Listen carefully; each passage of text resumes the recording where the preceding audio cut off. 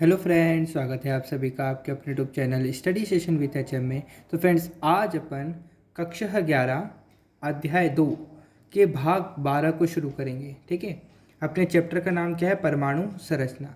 इससे पहले अपन ने एक टॉपिक को समझा था, उसका नाम है विद्युत चुंबकीय विकिरण की तरंग प्रकृति। ठीक है, विद्युत चुंबकीय विकिरण की तरंग प्रकृति को बेहद अच्छी तरीके से अपन पढ़कर आ चुके हैं, है ना, कि विद्युत चुंबकीय विकिरण की जो तरंग प्रकृति है वो क्या है, उसके मायने क्या हैं, इसको अपन ने समझ लिया। अब जब अपन इसको समझ लेते हैं तो इससे संबंधित आंकिक प्रश्न जो हैं उनको हल करना हमारे लिए बेहद आवश्यक हो जाता है, क्योंकि इससे रिलेटेड परीक्षा में आंकिक प्रश्न देखने को मिल सकते हैं आपको। तो उन पर अपन आज चर्चा करेंगे। तो आज के बिंदु का नाम है विद्युत चुंबकीय विकिरण की तरंग प्रकृति से संबंधित आंकिक प्रश्न, है ना। तो आंकिक प्रश्नों को सॉल्व करने से पहले, यानी आंकिक प्रश्न यानी न्यूमेरिकल क्वेश्चन को सॉल्व करने से पहले आपको कुछ डेटा की ज़रूरत होगी, यानी कुछ सूत्रों की ज़रूरत होगी, जिसका डिस्कशन मैंने वीडियो के अंत में किया था। अगर आपको पता नहीं है तो मैं यहाँ पर लिख देता हूँ वो फॉर्मूलाज क्या हैं। फॉर्मूला, ठीक है, सूत्र। इसमें अगर आपको विद्युत चुंबकीय विकिरण की तरंग प्रकृति से संबंधित आंकिक प्रश्न को करना है तो इसमें दो प्रकार के फॉर्मूलाज लगेंगे। कितने? दो तरीके के फॉर्मूलाज लगेंगे। पहला जो फॉर्मूला होगा वो है, देखिए, पहला फॉर्मूला है वेग। वेग बराबर तरंग धैर्य गुणा आवृत्ति। इसको अगर शॉर्ट फॉर्म में लिखेंगे, वेग मतलब किसका वेग? वेग है उस तरंग का वेग, है ना, तरंग की स्पीड, कि किस स्पीड से तरंग क्या कर रही है, संचरित हो रही है, तो वो स्पीड होती है। इसको सी से दर्शाते हैं। कैसे दर्शाते हैं? दी, सी से। फिर तरंग दैर्ध्य मतलब क्या होता है? दो क्रमागत शंखों तथा गर्तों के मध्य दूरी ही क्या कहलाती है? तरंग दैर्ध्य कहलाती है। और इसको लैम्डा से अपन प्रदर्शित करते हैं। इनटू आवृत्ति को मैंने आपको बताया था, प्रति सेकंड में चक्रों की संख्या ही आवृत्ति कहलाती है। प्रति सेकंड में, एक सेकंड में कितने चक्कर लग रहे हैं, है ना, इसको वी से प्रदर्शित करते हैं। किससे? वी से। तो ये पहला सूत्र आपके पास आ जाता है। इस पहले सूत्र को आप थोड़ा ध्यान रखेंगे। अब जो दूसरा सूत्र है वो है तरंग दैर्ध्य बराबर 1/तरंग संख्या। मतलब मान लो आपको तरंग संख्या दे दी और फिर तरंग दैर्ध्य पूछ लिया, तो आप कौन सा सूत्र अपनाओगे? ये वाला। ठीक है, तरंग दैर्ध्य को मैंने अभी अभी आपको बताया, क्या कहते हैं? लैम्डा कहते हैं। और 1/तरंग संख्या को अपन डिनोट करते हैं वी वेक्टर से। किससे? वी, ऊपर लगता है ये बार, है ना, वी बार से इसको प्रदर्शित करते हैं। तो ये दूसरा फॉर्मूला आपके सामने आ गया है। तो ज़्यादातर आपके इन दो सूत्रों का उपयोग होगा। एक तो ये वाला सूत्र है और एक है ये वाला सूत्र। ठीक है, आज की वीडियो अगर आपको पसंद आए तो वीडियो को जरूर से लाइक करना और चैनल को सब्सक्राइब करना। ठीक है ना, आप सब्सक्राइब नहीं करते हैं, कृपया करके सब्सक्राइब किया करें, बहुत अच्छा लगता है। ठीक है, और मोटिवेशन मिलता है। अब अपन शुरुआत करते हैं अपने क्वेश्चंस की। सबसे पहले अपन एनसीईआरटी के क्वेश्चंस को सॉल्व करेंगे। देखिए, क्वेश्चन है अपने पास उदाहरण नंबर 2.3। ये है एनसीईआरटी का। ऑल इंडिया रेडियो दिल्ली का विविध भारती स्टेशन, एक स्टेशन है, वो 1368 किलो हर्ट्ज की आवृत्ति पर प्रसारण करता है, यानी ब्रॉडकास्ट करता है। आवृत्ति कितनी दे रखी है? 1368 किलो हर्ट्ज की आवृत्ति पर, आवृत्ति आ गया नाम, यानी ये आवृत्ति है, पर प्रसारण करता है। संचारण यानी ट्रांसमीटर द्वारा उत्सर्जित विद्युत चुंबकीय विकिरण की तरंग दैर्घ्य ज्ञात कीजिए। क्या ज्ञात करना है? तरंग दैर्घ्य ज्ञात करना है। यह विद्युत चुंबकीय स्पेक्ट्रम के किस क्षेत्र से संबंधित है, ये भी बताना है। कि ये अपन ने देखा था विद्युत चुंबकीय स्पेक्ट्रम था, उसके अंदर अलग अलग तरह की विद्युत चुंबकीय विकिरण दे रखी थी, है ना। अवरक्त किरणें, रेडियो तरंगे, माइक्रो सूक्ष्म तरंगे, है ना, इस तरीके की बहुत सारी दे रखी थी। उसमें से आपको बताना है कि ये वाली जो अपन निकालेंगे ये कौन सी होगी। ठीक है, तो सबसे पहले हल यहाँ लिखेंगे और उसके बाद अपन लिखेंगे दिया है। जो जो दिया है उसको एक बार अपन क्या करेंगे, लिखेंगे।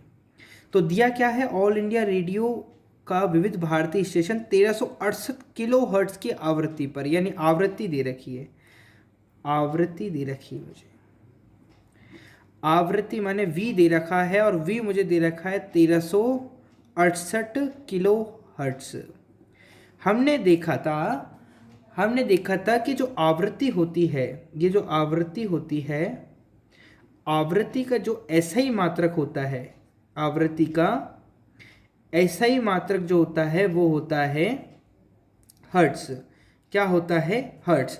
अगर आवृत्ति का हर्ट्ज के अलावा कुछ भी अन्य कोई मात्रक दे रखा है तो उसको हर्ट्ज में कन्वर्ट करना आना चाहिए हमारे को। ठीक है, तभी अपन को सवाल को आगे बढ़ाएंगे, क्योंकि यहाँ पर किलो हर्ट्ज दे रखा है, यहाँ पर दे रखा है किलो हर्ट्ज, यहाँ पर किलो हर्ट्ज दे रखा है, तो ये अपन को इसको हर्ट्ज में कन्वर्ट करना पड़ेगा। अब इसको हर्ट्ज में कन्वर्ट करने के लिए क्या करते हैं, हमारे पास एक रिलेशन होता है, वो रिलेशन कुछ इस तरीके से है कि एक किलो हर्ट्ज बराबर होता है 1000 हर्ट्ज। ठीक है, रिलेशन क्या है? रिलेशन है कि 1 किलो हर्ट्ज बराबर होता है 1000 हर्ट्ज। तो मुझे बताइए मेरे पास कितने किलो हर्ट्ज हैं? मेरे पास हैं 1368 किलो हर्ट्ज है मेरे पास। तो इसको कन्वर्ट करेंगे तो 1 किलो हर्ट्ज इतने हर्ट्ज के बराबर है, तो 1368 किलो हर्ट्ज कितने के बराबर होंगे? 1368 गुणा 1000 हर्ट्ज। इसको आसान भाषा में अपन 1368 इंटू 10⁻³ हर्ट्ज भी लिख सकते हैं। कोई दिक्कत है? नहीं, अभी तक कोई भी दिक्कत नहीं होनी चाहिए। अपन ने सिर्फ क्या निकाला है, 1368 किलो हर्ट्ज को कन्वर्ट किया है किसमें? हर्ट्ज के अंदर। देखिए ये किलो हर्ट्ज था और ये हर्ट्ज में कन्वर्ट हो गया, यहाँ 3 जीरो थे इसलिए इसकी 3 घात लगा दी। यहाँ तक कोई दिक्कत नहीं। अब देखो अभी तक अपन दिया है उस पर चर्चा कर रहे हैं। अब इसके बाद डेटा कुछ भी नहीं दे रखा है, संचारित द्वारा उत्सर्जित विद्युत चुंबकीय विकिरण की तरंग दैर्घ्य ज्ञात कीजिए। दिया है, लिख लिया, ज्ञात करना है, यहाँ पर टॉपिक डालेंगे ज्ञात करना है। ज्ञात करना है आपको तरंग दैर्घ्य। क्या ज्ञात करनी है? तरंग दैर्घ्य। तरंग दैर्घ्य को लैम्डा से प्रदर्शित करते हैं और ये आपको क्वेश्चन मार्क है भाई, ये फाइंड करना है। अभी अभी अपन ने देखा, हम जानते हैं, क्या जानते हैं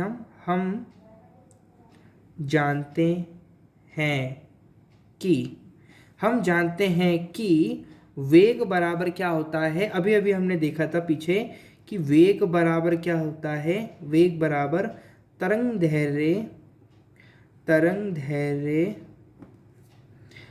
दैर्घ्य यानी लैम्डा, वेग माने c, है ना, इनटू आवृत्ति माने v। ठीक है, ये अभी अभी अपन ने पीछे देखा था। तो यहाँ से अपन क्या करते हैं, आवृत्ति अपन को फाइंड क्या करना है, तरंग दैर्घ्य फाइंड करना है ना। तो तरंग दैर्घ्य क्या कर लेते हैं, इस यहाँ से निकाल लेते हैं। जब तरंग दैर्घ्य को इधर ही रखते हैं, यानी लैम्डा की वैल्यू इधर ही रखते हैं, लैम्डा बराबर क्या हो जाएगा अपने पास, लैम्डा इधर ही रखते हैं, v को इसके नीचे बैठ देते तो c/v हो जाएगा, c/v हो जाएगा। तो ये अपना फॉर्मूला हो गया तरंग दैर्घ्य का। अब देखो इस फॉर्मूले पे अपन को क्या क्या दे रखा है। इसमें अपन को v फाइंड है लेकिन c फाइंड नहीं है। c क्या होता है, मैंने आपको बताया था, c होता है निर्वात में प्रकाश की गति। निर्वात में प्रकाश की जो गति होती है वो होती है। और मैंने आपको बताया था सी जो वेग है, वेग किसका है, किसी भी विद्युत चुंबकीय विकिरण का। निर्वात में सभी विद्युत चुंबकीय विकिरण एक ही स्पीड होती है, वो होती है प्रकाश की गति। मतलब प्रकाश जिस गति से संचरित होता है, मतलब गमन करता है, वही गति सभी विद्युत चुंबकीय विकिरण की होती है, चाहे वो माइक्रोवेव हो, चाहे वो अल्ट्रा वायलेट रेज हो, चाहे वो एक्स रेज हो, गामा रेज हो, कोई सी भी हो, वैक्यूम में, निर्वात में, सभी की स्पीड एक ही होती है। तो इसका मतलब c की वैल्यू जो है, मतलब प्रकाश की गति क्या होती है, पहले तो ये फाइंड होना चाहिए ना, प्रकाश की गति या प्रकाश का वेग वो c से होता है, वो होता है 3 गुणा 10 की घात 8, ठीक है, 10 की घात 8 मीटर प्रति सेकंड, ये होता है प्रकाश का वेग। तो यही हर किसी का c की वैल्यू अपन को यही रखनी है ना, c की वैल्यू अपन को क्या रखनी है, यही रखनी है कि 3 गुणा 10 की घात 8 मीटर प्रति सेकंड। अब अपन अपने सवाल को सॉल्व कर सकते हैं, क्योंकि अपने पास c की वैल्यू भी है और v की वैल्यू भी है जो अपन ने अभी निकाली।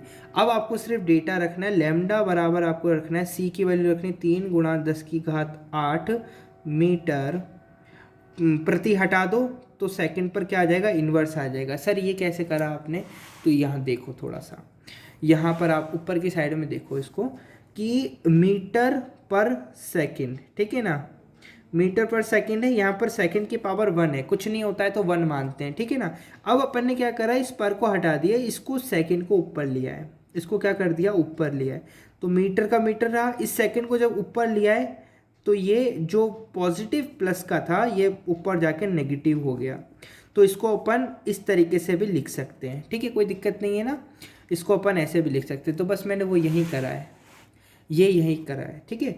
और अपॉन अब लगाएंगे अपन v की वैल्यू, तो v की वैल्यू अपन ने ऊपर निकाली थी, वो निकाली थी अपन ने, ये पुट कर देंगे 1368 गुणा 10 की घात 3 हर्ट्स। हर्ट्स को अपन कैसे लिख सकते हैं, मैंने आपको बताया था हर्ट्स को अपन कैसे लिख सकते हैं। हर्ट्स मतलब क्या होता है, पिछले वाले वीडियो में मैंने आपको बताया था, हर्ट्स मतलब होता है 1 अपॉन टाइम, है ना, यानी सेकंड, ठीक है, 1 अपॉन सेकेंड। 1 मतलब एक चक्कर प्रति सेकंड, एक, इसका मतलब क्या है, एक चक्कर प्रति सेकंड, यानी एक चक्कर वो 1 सेकंड में लगाता है, ठीक है ना, इसका मतलब ये होता है। तो समय का मात्रक अपन, हर्ट्ज का जो मात्रक है वो सेकंड होता है। तो इस तरीके से अपन ने यहाँ से ये लिया, तो अब इसको अपन ऊपर ले जाएंगे, है ना, क्योंकि यहाँ पर भी अपन ऊपर ले आते, इसको भी ऊपर ले जाएंगे तो एस की पावर -1 हो जाएगी। तो हर्ट्ज को एक तरीके से अपन क्या लिख सकते हैं, एस की पावर -1 लिख सकते हैं, क्या लिख सकते हैं, एस की पावर -1, ठीक है। यहाँ पर मैं एस की पावर -1 लिख देता हूँ। ये क्यों लिख रहा हूँ आपको पता चल गया होगा, क्योंकि यहाँ से एस की पावर -1 और एस की पावर -1 क्या हो जाएगी, कट जाएंगी, ठीक है, इसलिए। तो अब देखो एक्स की पावर -1 और एक्स की पावर -1 कट गया, है ना। अब इसको सॉल्व करो, तो इसको सॉल्व करेंगे तो क्या होगा कि भाई 3 1 जा 3, 3 4 जा 12, 3 5 जा 15, 3 6 जा 18, ये तो कट गया, है ना। अब ये 10 की घात 8 और 10 की घात 3, ये 10 की घात 3 ऊपर चली जाएगी और माइनस में चली जाएगी, ठीक है, प्लस की है तो ऊपर जाके किसकी हो जाएगी, माइनस की हो जाएगी। तो 10 की घात 8 में से -3 जाएगा तो कितना बचेगा, 10 की घात 5, यानी 1 गुणा 10 की घात 5 बटा 4 5 6, और ऊपर मीटर बच रहा है, ठीक है, सिर्फ मीटर बच रहा है ना। अब क्या करेंगे, यहाँ पर आ रहा है 4 5 6 और ऊपर आ रहा है 1 गुणा 10 की घात 5, तो अपन इस 1 को क्या करते हैं, इसमें से 3 जीरो ले लेते हैं, है ना, 3 जीरो ले लेते हैं, 1 2 3 गुणा 10 की घात, अब 5 में से जब 3 जीरो मैंने इधर ले ली तो बचे कितने, 2 जीरो बचे यहाँ पर, अपॉन 4 5 6, ठीक है, 4 5 और 6। अब आप 4 5 6 को भाग दें 1000 में, तो जब आप इसको भाग देंगे तो मैं क्या करता हूँ, इस भाग को इधर कर देते हैं अपन। जब आप भाग देंगे तो आपके आएगा 2192, क्या आएगा, 2192 ये आएगा अपने भाग देने पर, ये आएगा अपने 2.192, ठीक है। अब इसको भाग दे दिया तो ऊपर क्या है अपने पास 10⁻², ये बच गया अपने पास मीटर, ठीक है। ये बचा, या मीटर लगा दो, ठीक है। अब क्या करेंगे, अब इसको और सिंपल कर लो, तो अपन यहाँ से पॉइंट हटा देते हैं। पॉइंट हटाते ही नीचे कितने आ जाएंगे, 3 0 लग जाएंगे, तो 10⁻³ कितनी आ जाएगी, 3 आ जाएगी, है ना। 10⁻³ आ जाएगी। फिर से अपन क्या करेंगे इसके अंदर, देखो 3 यहाँ पर है, 2 0 यहाँ पर है, तो क्या करेंगे, 3 ऊपर जाएगा तो 10⁻³ क्या हो जाएगा, इसको यहाँ पर कन्वर्ट कर लेते हैं। कुछ नहीं है, इजी है। कैसे, 2192 इंटू 10⁻⁻, ये -3, तो यहाँ पर 10⁻⁻1 हो गया, 10⁻⁻1 मीटर, है ना। अब यहाँ पर इन्वर्स है तो वापस से इसको नीचे लिया, है ना। इसको इन्वर्स है तो थोड़ा सा नीचे लिया, 2192/10। अब 1 0 का यहाँ लगा दो तो आ गया 219.2 मीटर। तो ये आ गई वैल्यू अपनी किसकी, ये वैल्यू आ गई अपनी तरंग दैर्ध्य की। देखो फॉर्मूला आपको समझा दिया मैंने, ये तो कैलकुलेशन है, तो कैलकुलेशन अपने हिसाब से भी कर सकते हो आप, है ना। ये कैलकुलेशन करने का तरीका है। कभी कभी फॉर्मूला भी आता है हमारे को और सब कुछ आता है, लेकिन हम अटक जाते हैं कैलकुलेशन करने में कि 10⁻³ कहाँ गई और क्या हुआ, इसे समझ में नहीं आता है। इसलिए मैंने आपको कैलकुलेशन करके बता दिया। अब यहाँ पर आपको क्या है, क्या फाइंड कर लिया अपन ने, फाइंड कर लिया अपने तरंग दैर्ध्य। ये फाइंड कर लिया अपने तरंग दैर्ध्य, यानी लैम्डा फाइंड कर लिया। वो कितना आ रहा है, 219.2 मीटर। अब ये जो 219.2 मीटर है ये क्या है, अब इसमें पूछा है ना ये क्षेत्र किसका है, मतलब किस क्षेत्र की तरंग दैर्ध्य है, ये किस क्षेत्र की तरंग दैर्ध्य है, बताओ ये किस क्षेत्र की तरंग दैर्ध्य, कैसे पता लगाएंगे अपन को, ये तब पता चलेगा जब अपने सामने हर एक क्षेत्र की तरंग दैर्ध्यों का परास होगा। वो क्या होगा मैं आपको लिखकर बताता हूं। देखिए आप कैसे पता लगाएंगे कि ये जो तरंग दैर्ध्य अपने पास 219.2 मीटर आई है किस क्षेत्र की है। ये पता चलेगा, अपने पास विभिन्न प्रकार के क्षेत्र होते हैं और परास की वैल्यू होती है। अपने वो जो चार्ट देखा था, वो जो इमेज देखी थी दृश्य पट की, स्पेक्ट्रम की जो अपन ने देखे थे, विद्युत चुंबकीय विकिरण का जो स्पेक्ट्रम अपन ने देखा था, वो देखा था, उसमें विभिन्न क्षेत्र जैसे रेडियो तरंगे थी, सूक्ष्म तरंग थी, अवरक्त तरंग थी। मैंने उस समय आपको आवर्ती के विषय में बताया था, आवर्ती का परास बताया था। अब अपन जो थोड़ा सा तरंग दैर्ध्य का परास भी देख लेते हैं। देखिए जब किसी तरंग की तरंग दैर्ध्य 10⁻0 से लेकर 10⁸ के बीच में आवे, तो वो तरंग दैर्ध्य का मान जो होगा वो किस क्षेत्र का होगा, रेडियो तरंगों का होगा, है ना। कैसे पता लगाया मैंने, ये पूरा का पूरा जो ये डेटा दे रखा है परास का, ये मैंने आपको देखना बताया था विद्युत चुंबकीय विकिरण का स्पेक्ट्रम, जब मैं आपको पढ़ाया था इससे पिछले वाले वीडियो में, ठीक है ना। तो मैंने आपको बताया था। तो देखो ये हो गया सूक्ष्म तरंग का जो परास होता है, अगर किसी तरंग की तरंग दैर्ध्य का मान 10⁻⁻2 से 10⁻0 के बीच में आता है, तो वो तरंग दैर्ध्य सूक्ष्म तरंग की होगी, ऐसा बोला जाता है। और अगर 10⁻6 से लेकर 10⁻4 के मध्य किसी तरंग का तरंग दैर्ध्य आता है, यानी वेवलेंथ आती है, तो वो अवरक्त तरंग कहलाती है। तो अभी देखो ये 219.2 यानी 219 एक तरीके से किसके बीच में आता है, तो ये आता है 10⁻0 से लेकर 10⁸ तक, है ना, के बीच में ही आता है ना। 10⁻0 यानी 1 और 10⁸ मतलब 1 2 3 4 5 6 7 8, यानी 1 से लेकर इतने तक के बीच में क्या 219 नहीं आता, बोले आता है ना सर, इसी के बीच में तो आता है। तो सर क्या 10⁻2 से लेकर 1 के बीच में नहीं आता, बोले नहीं आता। 10⁻2 का मतलब क्या है, ये है से लेकर 1 तक, यानी कि 1 2 यानी 0.01 से लेकर 1 के बीच में कहाँ आता है भाई 200, तो नहीं, ये तरंग सूक्ष्म तरंग नहीं है ना, अवरक्त तरंग है, तो 10⁻6 आ गया। तो इसका सही उत्तर हो जाएगा रेडियो तरंग। है ना। तो ये रेडियो तरंग क्षेत्र से है, रेडियो, ये जो ये जो वेवलेंथ आई है, तरंग दैर्घ्य आई है, वो किसकी है, रेडियो तरंग की, यानी रेडियो वेव्स की है। क्या आपको ये प्रश्न समझ में आया?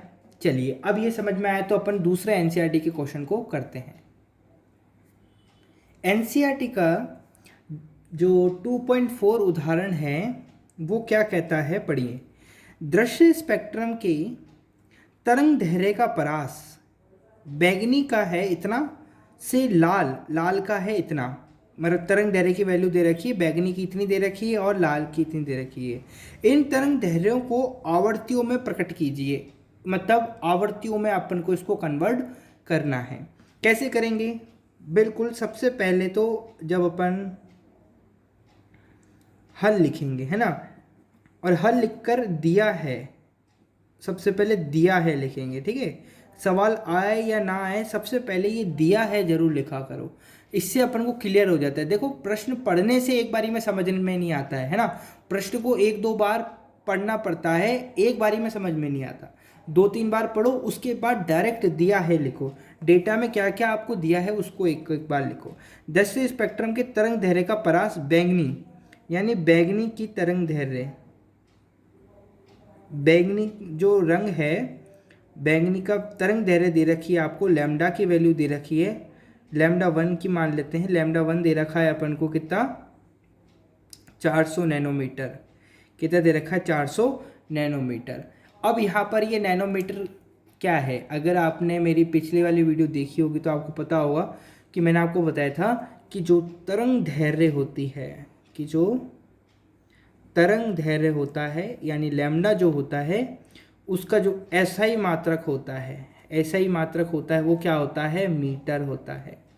और अगर लैम्डा का एसआई मात्रक आपको मीटर के अलावा कुछ भी दे रखा है, लाइक नैनोमीटर दे रखा है, एंगस्ट्रॉम दे रखा है, पिकोमीटर दे रखा है, माइक्रोन दे रखा है, नैनोमीटर दे रखा है, तो आप क्या करेंगे, तो आप क्या करेंगे, उसको जो भी अन्य राशि दे रखी है, नैनोमीटर हो, यहाँ अपन को नैनोमीटर दे रखा है, तो इस नैनोमीटर को अपन को किस में कन्वर्ट करना है, मीटर में कन्वर्ट करना है। सर कैसे करेंगे, ये प्रश्न मैंने उस समय भी उठाया था, आज इसका जवाब देता हूँ। मैंने आपको बताया था, वहाँ कुछ वैल्यूज़ लिखवाई थी मैंने आपको, ठीक है। वो वैल्यूज़ क्या थी एक बार आपको पता होना चाहिए, वैसे यहाँ पर मेंशन कर रखा है अपन को, है ना, तो ज़्यादा अपन को दिक्कत नहीं होगी। तो यहाँ पर दे रखा है कि 1 नैनोमीटर बराबर होता है 10⁻⁻9 मीटर, ठीक है, 10⁻⁻9 मीटर होता है। तो अपने पास कितने नैनोमीटर है, अपने पास 400 नैनोमीटर है। तो बताओ कितने नैनोमीटर हो जाएंगे, 400 गुणा 10⁻⁻9 मीटर हो जाएंगे कि नहीं हो जाएंगे, बिल्कुल हो जाएंगे, ठीक है। अब इसको अपन ऐसे भी लिख सकते हैं कि 400, 4 को गुणा कर दो आप, 100 से गुणा कर दो, गुणा 10⁻⁻9 मीटर हो गया, है ना, बराबर 4 गुणा 10 की, ये 100 को मैं 10⁻2 लिख सकता हूँ क्या, हाँ लिख सकता हूँ, तो यहाँ लिख दिया मैंने 10⁻9 मीटर। अब मैं क्या करूँगा, 4 गुणा बेस सेम, तो पावर क्या हो जाएगी, ऐड हो जाएगी, तो -9 के अंदर जब अपन 2 जोड़ेंगे तो कितना बचेगा, 10⁻⁻7 मीटर। तो अपने पास लैम्डा 1 की वैल्यू कितनी आ गई, 4 गुणा 10⁻⁻7 मीटर आ गई, ठीक है। जब ये अपने लैम्डा 1 की वैल्यू आ गई अपने पास, अब अपन सबसे पहले इसी को सॉल्व कर लेते हैं, पहले बैगनी को कन्वर्ट कर देते हैं, फिर बाद में जाकर अपन लाल को देख लेंगे। अपन क्या जानते हैं, हम जानते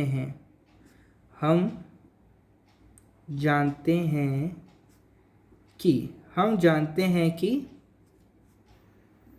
वेग बराबर यानी v बराबर क्या होता है, तरंग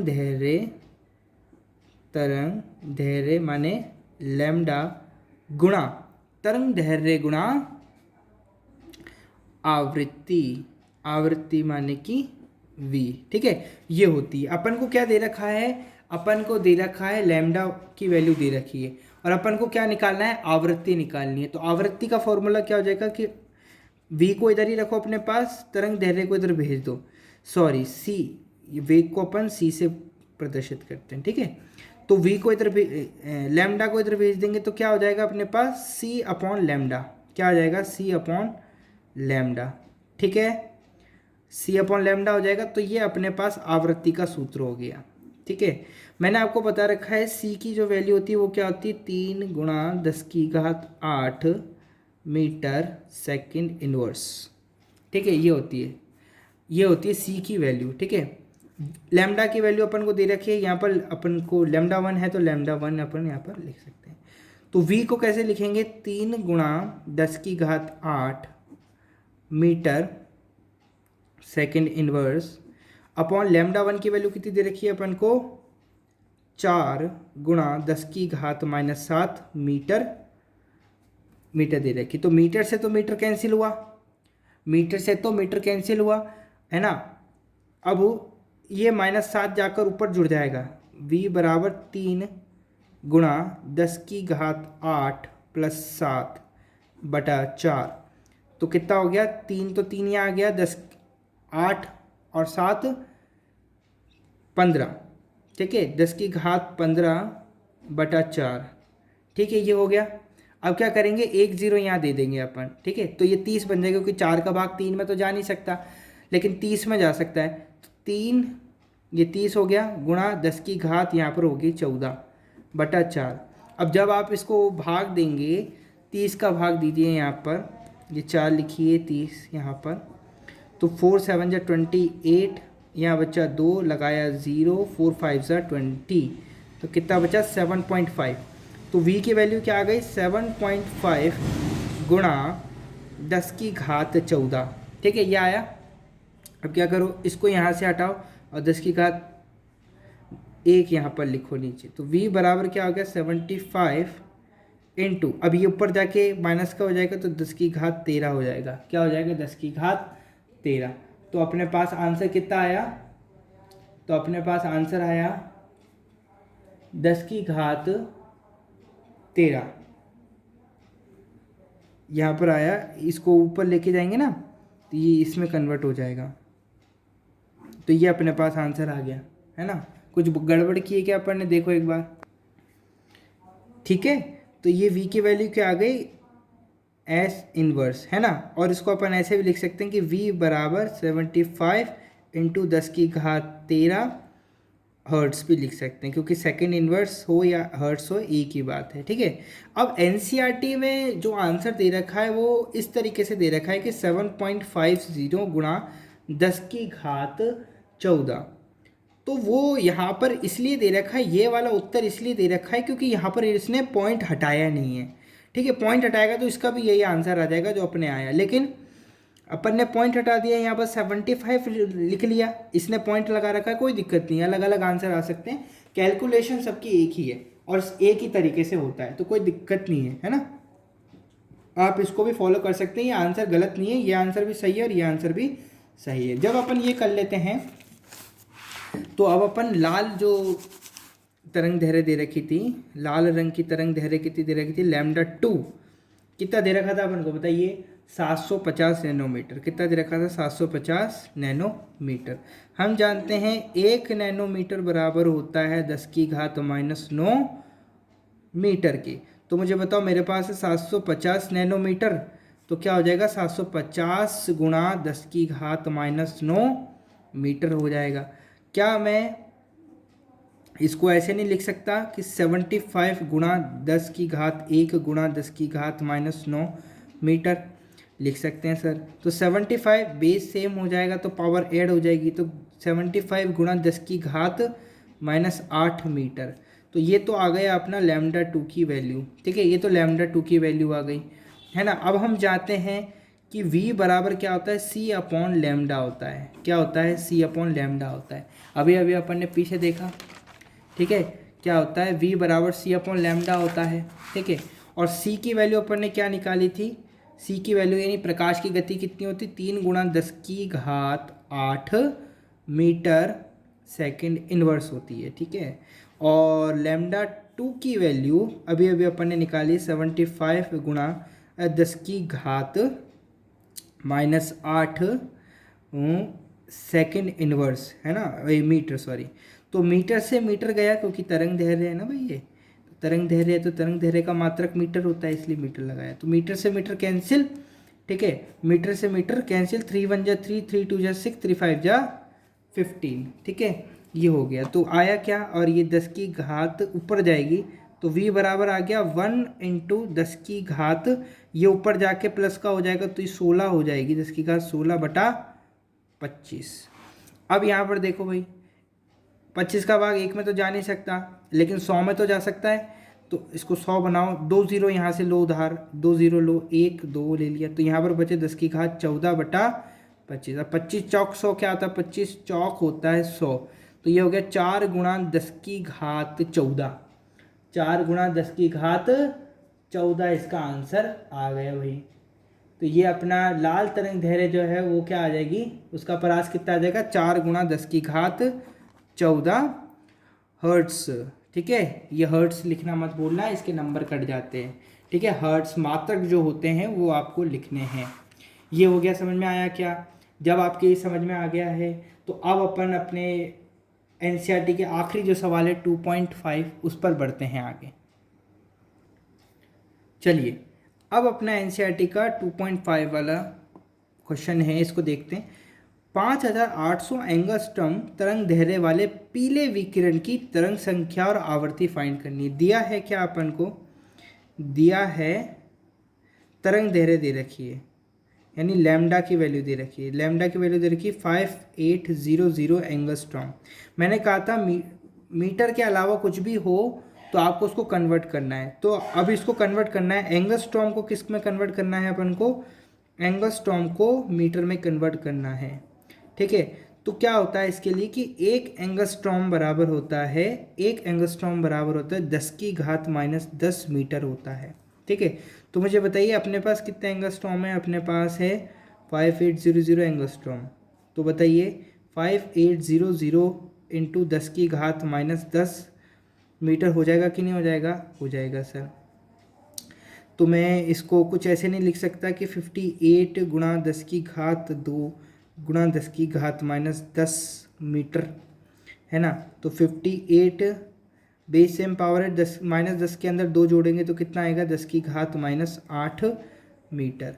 तो ये एंगस्ट्रॉम 5800 एंगस्ट्रॉम को अपन मीटर में 58 इंटू 10 की घात -8 मीटर के रूप में लिख सकते हैं। कोई दिक्कत परेशानी कुछ भी नहीं है। अब अपन को क्या करना है, तरंग संख्या फाइंड करनी है और आवर्ती फाइंड करनी है। मैंने आपको स्टार्टिंग में बताया था कि तरंग संख्या क्या होती है ना। मैंने आपको बताया था कि तरंग दैर्घ्य माने लैम्डा बराबर होता है 1 तरंग संख्या, 1 तरंग संख्या। तरंग संख्या को अपन v बार से प्रदर्शित करते हैं, ठीक है, v बार से प्रदर्शित करते हैं। तो यहाँ से अपन तरंग संख्या के वैल्यू निकाल लेंगे, इसके नीचे 1 2 क्रॉस मल्टीप्लाई करो, इसको इससे मल्टीप्लाई करो, इसको इससे मल्टीप्लाई करो, तो क्या होगा, इसको जब इससे मल्टीप्लाई करेंगे यानी लैम्डा गुणा v बार बराबर 1, तो अपन को किसकी वैल्यू निकालनी, तरंग संख्या यानी v बार की वैल्यू निकालनी, तो 1/λ हो जाएगा। तो ये फॉर्मूला हो गया अपने पास तरंग संख्या का। तो तरंग संख्या अगर निकालनी है तो 1/λ, लैम्डा की कितनी वैल्यू 58 गुणा 10 की घात -8 है, 10 की घात -8 मीटर, ठीक है। तो v वेक्टर बराबर क्या हो जाएगा, अब क्या करें अपन 1 मल्टीप्लाई अपॉन 58, है ना। ये 10 की घात -8 को ऊपर भेज दो तो 10 की घात 8 हो जाएगा, और मीटर को भी ऊपर भेज दो तो मीटर इन्वर्स हो जाएगा, ठीक है। अब 58 के अंदर 1 का भाग तो जाता नहीं, तो किसके अंदर देंगे, 100 के अंदर देते हैं। तो 100 के अंदर जब अपन देंगे तो 100 2 जीरो यहाँ से हटेंगे, तो 2 जीरो यहाँ से हटेंगे, तो 10 की घात यहाँ हो जाएगा अपने पास 6/58। जब इसको आप भाग दोगे तो भाग देने के बाद जो आपके पास अल्टीमेट आंसर आएगा वो आएगा आपके पास, भाग देने के बाद 1.724 क्या आएगा, एक बार अपन भाग दे के देख लेते हैं। 58 का भाग अपन 100 में देंगे तो कितना आएगा, 58 1 सा 58, 10 की घात 10 में से 8 गया 2, 9 में से 5 गया 4, लगाया पॉइंट, उतारा 0, 58 को 5 2 is 10, 5 8 is 40, 8 से मल्टीप्लाई, 8 8 is 64, 5 8 is 40 और 46, ये तो ज़्यादा आ गया। 58 को 7 से मल्टीप्लाई करो, 7 8 is 56, 7 5 is 35 प्लस 5 40, तो 406 आ रहा है यहाँ पर। तो 7 बार मल्टीप्लाई करेंगे 406, तो 10 में से 6 गया, 4 1, 14 बचा।